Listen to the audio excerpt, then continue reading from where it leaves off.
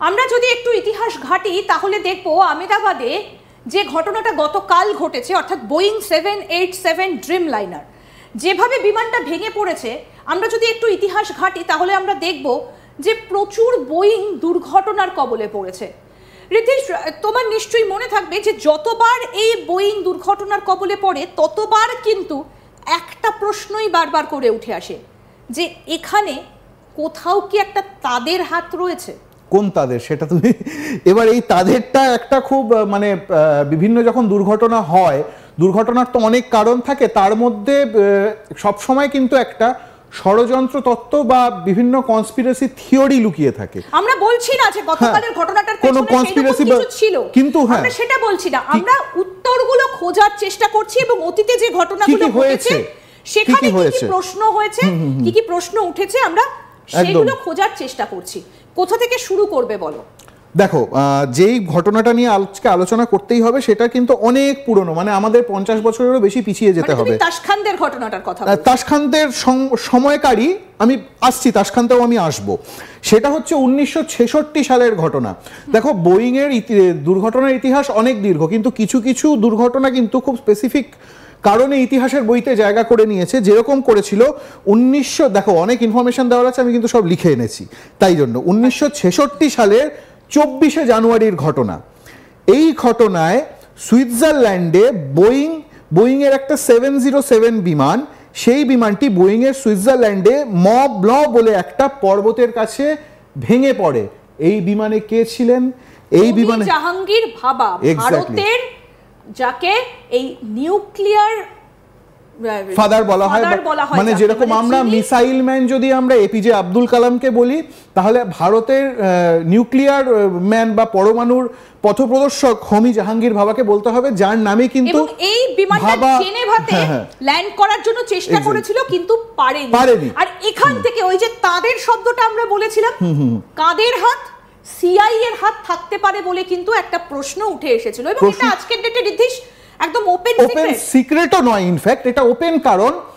কারণটা হলো এই দুর্ঘটনা হয়ে যাওয়ার বহুদিন পরে, বহু বছর পরে একজন আমেরিকার জার্নালিস্ট, তিনি গ্রেগরি ডগলাস একটা বই লেখেন, কনভারসেশনস উইথ দ্য ক্রো। সেই বইতে তিনি কার কথা তুলে ধরেন? সেই বইতে তিনি তুলে ধরেন গ্রেগরি ডগলাসের বইতে রবার্ট ক্রাউলি নামে একজন আমেরিকার প্রাক্তন সিআইএ কর্তার বক্তব্য তিনি সেই বইতে তুলে ধরেন। সেই আমেরিকার প্রাক্তন সিআইএ কর্তা কি বলেছিলেন জানেন? তিনি বলেছিলেন সিআইএ এই বিমানের কার্গো হোল্ডে বোমা রেখেছিল। ক্রাউলি আরো বলেছিলেন, ভাবা অ্যাটমিক রিসার্চ অ্যান্ড সেন্টার আজকে ভারতে যার নামে, সেই জাহাঙ্গীর ভাবা একজন বিপজ্জনক ব্যক্তি ছিলেন। তিনি ভারতকে 18 মাসের মধ্যে পারমাণবিক অস্ত্র তৈরির ক্ষমতা সম্পন্ন দেশ বানাতে পারতেন। তিনি 1965 সালে অল ইন্ডিয়া রেডিওতে সেই ঘোষণা করেছিলেন।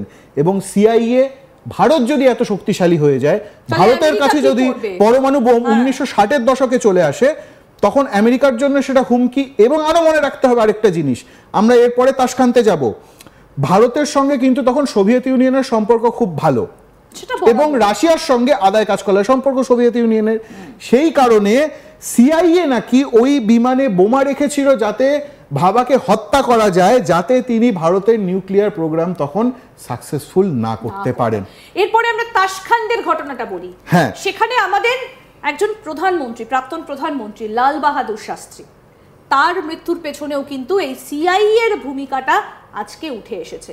কেন এই কথাগুলো বলছি জানেন? আপনাদেরকে একটা টুইট দেখাবো, আমি প্রোডাকশন টিমকে বলবো সেই টুইটটা যদি তাদের পক্ষে দেখানো সম্ভব হয়। 9 তারিখ জুন মাসের, সেখানেও একটা টুইট সামনে এসেছিল, এবং সেই সারা অ্যাডামসের করা সেই টুইটটা, সেটাও কিন্তু যথেষ্ট পরিমাণে ভাবাচ্ছে। আমরা এই টুইটটার সম্পর্কে বলবো, আপনাদেরকে দেখাবো, তবে তার আগে আরো একটা ঘটনার কথা বলি। মালয়েশিয়া এয়ারলাইন্সের সেই যে বিমানটা MH370, যেটা এখনো পর্যন্ত যার কোন রকম সঠিক অর্থে হদিশ পাওয়া গেল না। 2014 সালের ঘটনা।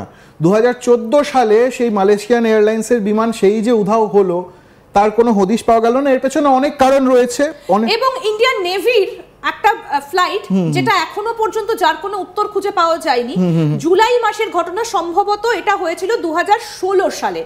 উদ্দেশ্য ছিল চেন্নাই থেকে আন্দামানে যাবে, কিন্তু সেই আন্দামানে তারা পৌঁছতে পারে না। এই যে টুইটটার কথা বলছিলাম, যে কেন এই সিআইএ তত্ত্বগুলো উঠে আসছে, দেখো আমি যদি পুরো টুইটটা একটু দেখাই, যে সারা অ্যাডামস টুইটটা কবে করেছিলেন জুন মাসের 9 তারিখ 2025। কি বলেছিলেন? ভারত তার মাটিতে যে সবচেয়ে বড় আক্রমণ দেখতে পারে তার পরিকল্পনা এখন আফগানিস্তানে করা হচ্ছে, সেজন্য শুভকামনা।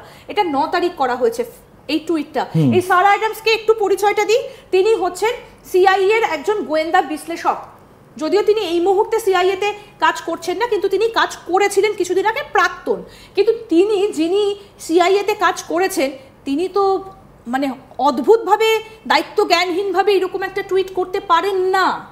দেখো, হ্যাঁ মানে এটা অবশ্যই একটা খুবই চিন্তার ব্যাপার, কারণ এই ধরনের ঘটনা ঘটার 3 দিন আগে একটা টুইট আসছে এবং তারপর একটা এরকম ঘটনা ঘটছে। এখানে কিন্তু অনেকেই বলতে পারে যে এখানে নাশকতার ছক বা এইগুলো বা ষড়যন্ত্র তত্ত্ব কি করে একটা ফ্লাইট অ্যাক্সিডেন্টে আমরা আসছি, স্পেশালি যখন এখনো ইনভেস্টিগেশন সেইভাবে শুরুই হয়নি।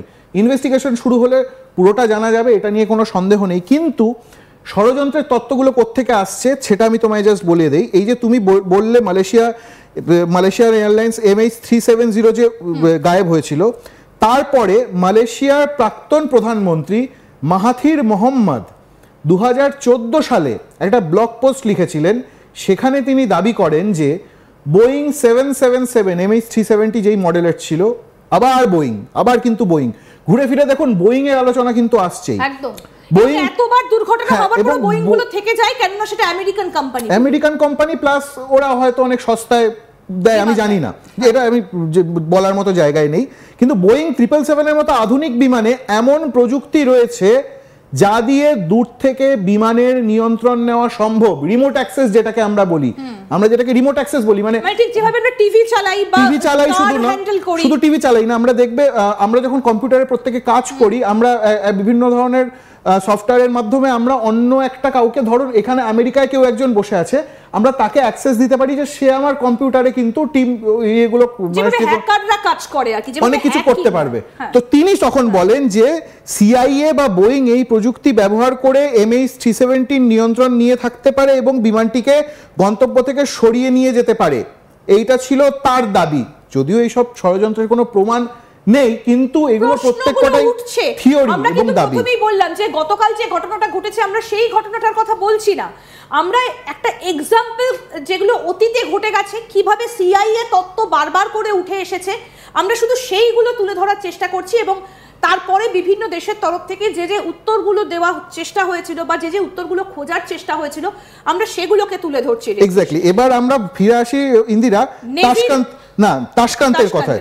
তুমি যে তাশকান্তের কথা বলছিলে, আচ্ছা 1966 সালে যে হোমি যে ভাবা মারা যান কবে? 24শে জানুয়ারি, ডেটটা মাথায় রাখবেন। 24শে জানুয়ারি ভাবা মারা যান। লাল বাহাদুর শাস্ত্রী কবে মারা গিয়েছিলেন? 1966 সালে 11ই জানুয়ারি।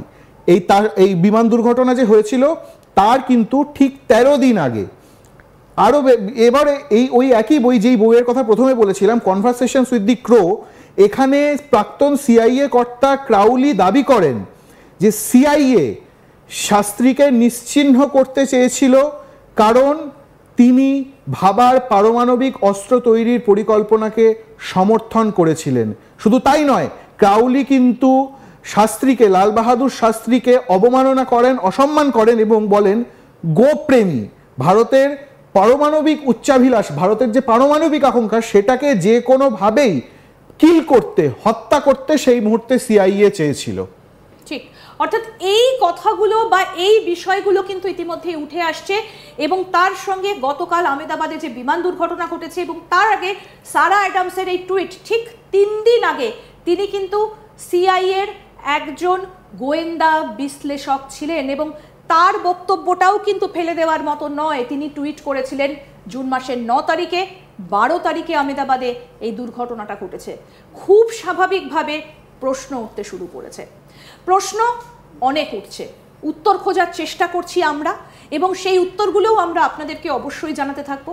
দেখতে থাকুন আজ তাক বাংলা, সাবস্ক্রাইব করুন, নোটিফিকেশন পেতে বেল বাটন অপশন প্রেস করুন আর হোয়াটসঅ্যাপেও ফলো করুন আজ তাক বাংলা।